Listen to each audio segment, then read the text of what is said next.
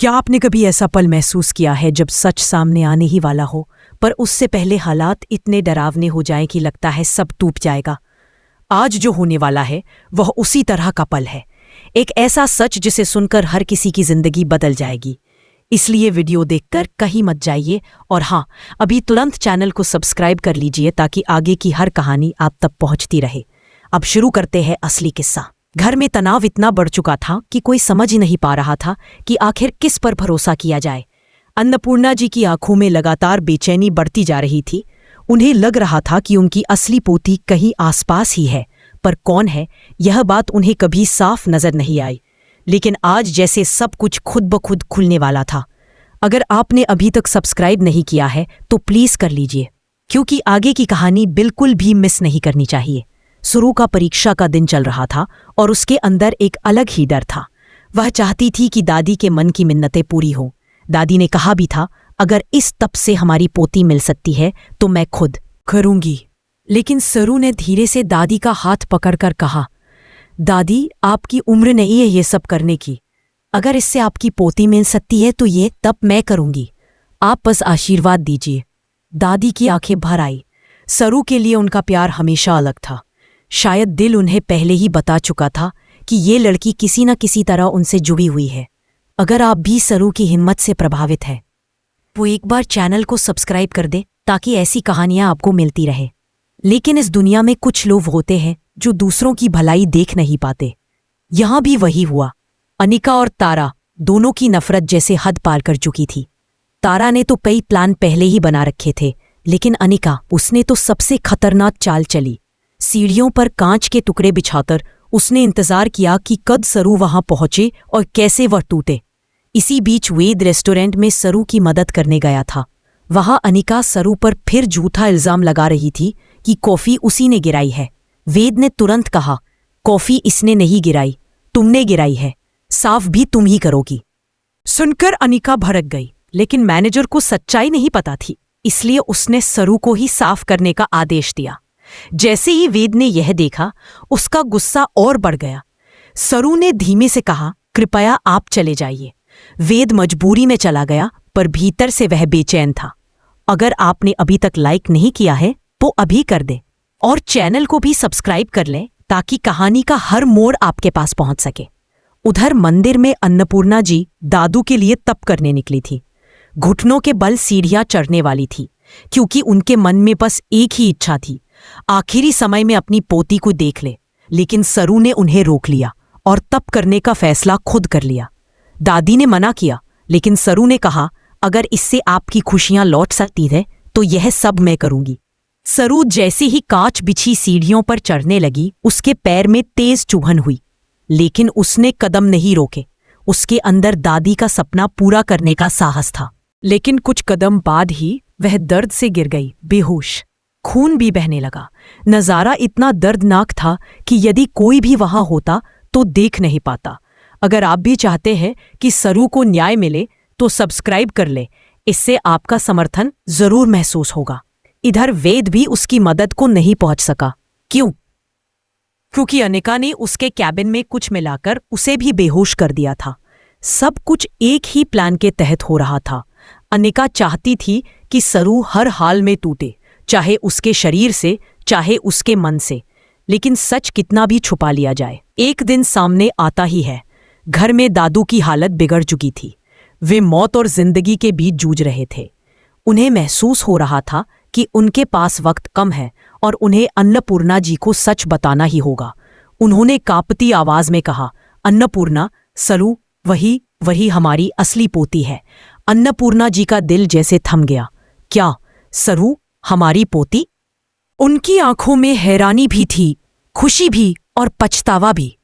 उन्हें अचानक याद आने लगा कि क्यों सरू के आते ही उन्हें एक अलग सा अपनापन महसूस होता था, जैसे कोई खोई हुई चीज खुद ब खुद वापस आ गई हो।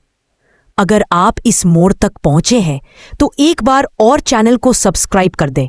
आगे की कहानी और भी तेज होने वाली है और आप एक भी पल मिस नहीं करना चाहेंगे। उधर घर में एक और बड़ा धमाका होने वाला था।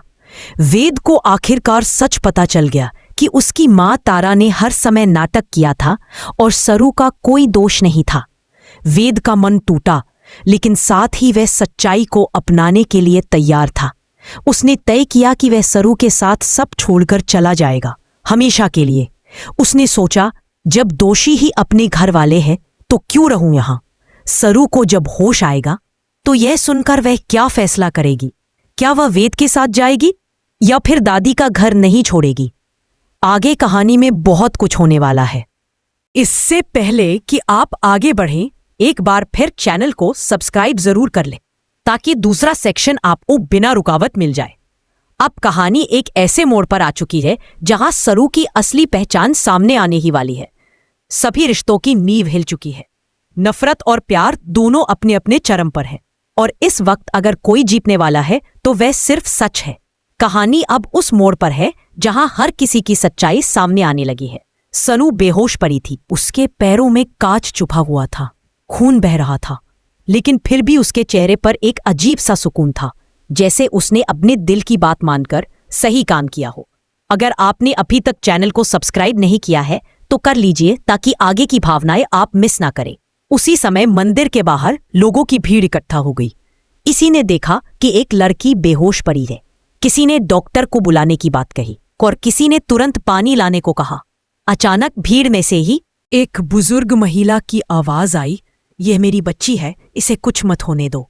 ये और कोई नहीं, स्वयं अन्नपूर्णा जी थी। वे सरू के पास घुटनों के बल बैठ गईं, जैसे कोई माँ अपने बच्चे को सीने से लगाती है। उनकी आंखों से आंसू बहते जा रहे थे। उन आंसुओं में डर भी था, स्नेह भी और कुछ खो देने की पीड़ा भी। शायद दिल उन्हें पहले ही बता चुका था कि सरू उनकी अपनी है। अगर आप भी सरू के लिए दुआ करना चाहते हैं तो इस वीडियो को लाइक करें और चैनल को जरूर सब्सक्राइब कर लें ताकि आगे का हर मोड़ आप देख सकें। उधर वेद की हालत भी ठीक नहीं थी। उसे धीरे धीरे होश आया, सिर पकड़कर उठा और तुरंत याद किया सरू। वह तेजी से बाहर भागा, गाड़ी ली और मंदिर की तरफ निकल पड़ा। रास्ता उसे लंबा लग रहा था, लेकिन उसका दिल बेचैनी से धड़क रहा था। उसे कुछ नहीं होना चाहिए, कुछ भी नहीं। उसकी आंखें रास्तों पर नहीं, बस उसी ख्याल पर थीं कि कहीं वह देर न कर दे। मंदिर पहुंचकर उसने देखा सरू स्ट्रेचर पर लेटी है, लोग उसे नीचे ले जा रहे हैं। वेद का दिल जैसे बैठ गया। सरू! उसकी आवाज सुनकर कुछ युग पीछे हटे और उसने स्ट्रेचर का हाथ पकड़ लिया।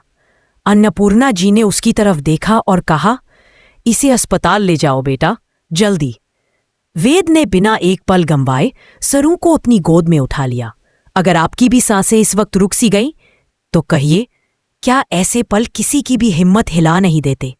ऐसी कहानियां देखने के लिए चैनल को सब्सक्राइब जरूर करें। गाड़ी में सरू वेद की गोद में थी। उसके पैरों से खून बह रहा था और वेद लगातार कह रहा था, बस थोड़ा और, बस पहुंच गए। उसकी आंखें भर आई थीं, पर वह रो नहीं सकता था। उसे मजबूत रहना था। पहुंचते ही डॉक्टरों ने सरू को आईसीयू में ले लिया। बाहर वेद और अन्नपूर्णा जी बुरी तरह बेचैन खड़े थे। उधर घर में दादू की हालत भी ज्यादा खराब हो चुकी थी। उन्हें बार बार सिर्फ एक ही बात याद आ रही थी, मेरी पोती, मेरी पोती। वे कमजोर आवाज में बोले, उसे बुलाओ, सरू को बुलाओ। लेकिन किसी को पता नहीं था कि सरू और वेद अस्पताल में है। अब घर में सभी डर गए थे कि दादू कहीं सच बताने से पहले ही हमेशा के लिए चले ना जाए। इसी बीच तारा और अनिका दोनों को पता चल गया कि उनका बनाया हुआ प्लान उल्टा पड़ गया है। अनिका घबराकर बोली, अगर दादी को सब पता चल गया तो? तारा ने गुस्से में दांत भींचकर कहा, चुप रहो, अभी हमें कुछ सोचना होगा। अगर वेद को पता चल गया कि हमने क्या किया है तो वो हमें कभी माफ नहीं करेगा। पर कहने से क्या होता है, जो होना था वह शुरू हो चुका था। अगर आप चाहते हैं कि सच जीत जाए तो चैनल को सब्सक्राइब कर लें। आपका समर्थन कहानी को आगे बढ़ाता है। अस्पताल में डॉक्टर बाहर आए और बोले, चिंता मत कीजिए, लड़की खतरे से बाहर है, लेकिन उसके पैरों में कांच गहरा चुभा था। उसे कुछ देर आराम की जरूरत होगी। वेद ने गहरी सांस ली, जैसे किसी ने उसे नई जिंदगी दे दी हो। अन्नपूर्णा जी की आंखों में राहत के आंसू आ गए। उन्होंने धीरे से कहा, भगवान का शुक्र है। अंदर सरू को होश आया। उसने देखा कि उसके सामने वेद खड़ा है। उसकी आंखें लाल हैं। सरू ने धीमे से पूछा, तुम यहां? वेद ने धीरे से कहा, तुम्हें लगा मैं नहीं आऊंगा? मुझे माफ करना, मैं तुम्हारी मदद करने नहीं पहुंच पाया। सरू ने मुस्कुराने की कोशिश की और बोली, तुम्हारी गलती नहीं थी। लेकिन तभी अन्नपूर्णा जी कमरे में दाखिल हुई। उनकी आंखों में प्यार भी था और दर्द भी। वह सरू के पास बैठ गई, उसके सिर पर हाथ फेरते हुए बोली, बेटा, तुमने इतना सब क्यों किया? अपने आप को इतना दर्द क्यों दिया? सरू ने कहा, आपकी मिन्नतें पूरी करने के लिए, ताकि आपकी पोती आपको मिल सके। अन्नपूर्णा जी ने सरू का हाथ पकड़ा और कांपती आवाज में बोली, सरू, तुम ही तो मेरी पोती हो। कमरे में जैसे अचानक सन्नाटा छा गया। वेद भी इस बात को सुनकर थम गया। सरू की आंखें बड़ी हो गईं। वह समझ ही नहीं पाई कि क्या कहे। अन्नपूर्णा जी आगे बोली, तुम्हें जन्म के कुछ समय बाद अस्पताल में एक गलती हो गई थी। बच्चे बदल गए थे। हम समझ ही नहीं पाए कि कौन हमारी पोती है। सालों तक हमने कोशिश की, पर आज दादू ने खुद मुझे सच बताया। तुम ही हमारी असली पोती हो। सरू टूट कर रो पड़ी। उसकी सारी जिंदगी जैसे अचानक बदल गई थी। वेद ने भी उसके कंधे पर हाथ रखा। यह पल इतना भारी था कि कोई भी इसे देखकर भावुक हो जाता। अगर आप भी इस सफर का हिस्सा बने रहना चाहते हैं तो चैनल को सब्सक्राइब कर लें। अब घर में एक और बड़ा मोड़ आने वाला था। दादू की हालत बिगड़ चुकी थी और डॉक्टरों ने कहा कि उनका हाल गंभीर है। अन्नपूर्णा जी तुरंत घर के लिए निकली। सरू भी जाना चाहती थी, पर डॉक्टर ने मना कर दिया। वेद ने कहा, मैं आपको वहां ले जाऊंगा, लेकिन धीरे धीरे, आप अभी चल नहीं सकती। वेद सरू के पास खड़ा था और उसने धीरे से कहा, मैंने फैसला कर लिया है। मैं इस घर से जा रहा हूं, लेकिन अकेला नहीं। अगर तुम चाहो तो मेरे साथ चलो। सरू हैरान रह गई। वह बोली, पर यह घर, ये परिवार। वेद बोला, जब परिवार ही मुझे समझने को तैयार नहीं तो यहां रहने का क्या मतलब? मैं सिर्फ तुम्हारे साथ एक नई जिंदगी शुरू करना चाहता हूं। सरू ने नीचे देखा। कुछ देर तक वह सोचती रही। फिर उसने धीरे से कहा, मैं दादी को छोड़कर नहीं जा सकती। अब जब उन्हें सच्चाई पता चल गई है, मुझे उनके साथ रहना चाहिए। वेद के चेहरे पर एक हल्की मुस्कान आई। और मैं भी, क्योंकि तुम जहां रहोगी मैं वहीं रहूंगा। इस तरह कहानी एक नई शुरुआत की ओर बढ़ गई। सच जीत गया, झूठ हार गया और सरू को उसका असली परिवार मिल गया। अगर आपको यह सफर पसंद आया हो तो चैनल को सब्सक्राइब जरूर करें, ताकि ऐसी कहानियां आपको हमेशा मिलती रहे।